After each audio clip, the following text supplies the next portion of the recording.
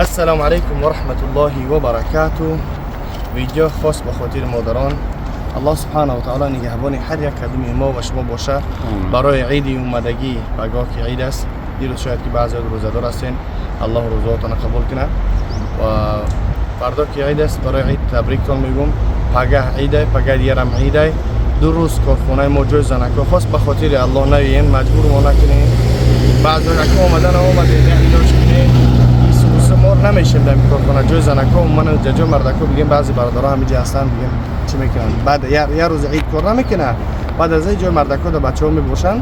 خلاص گپ مردکا میتونن بیان التماس زنکا نگین. خاص به خاطر الله که زنکای ما عید میرن جای اون کس نیست که زنکا بشینه. مثال بگیریم یا اون کس نیست که مثلا زنکا رو حجامه بکنه، یعنی یه روز پس از عید کار نمیکنه، امروزش ان شاء الله که کار میکنه. ان شاء الله ما در خدمت هستیم، با دعا باشین.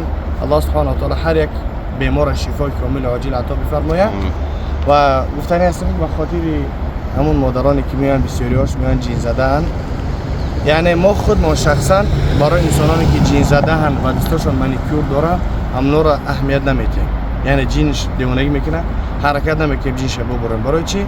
برای که اول که نماز بخونه، خودش کوشش کنه تا حد عبادت الله خوبتر کنه، تا اینکه بعد آیات قرآن شفای کامل و عاجل عطا کنه. الله سبحانه و تعالی نیابانی هر یک کدوم ما و شما باشه. الله توفیق بندگی را برای هر یک کدوم ما و شما عطا بفرماید. باقی مونده در امان الله باشین. یک روز دو روز خلاص گپ کار نمیکنیم جای زنکو. الله نیابان. السلام علیکم.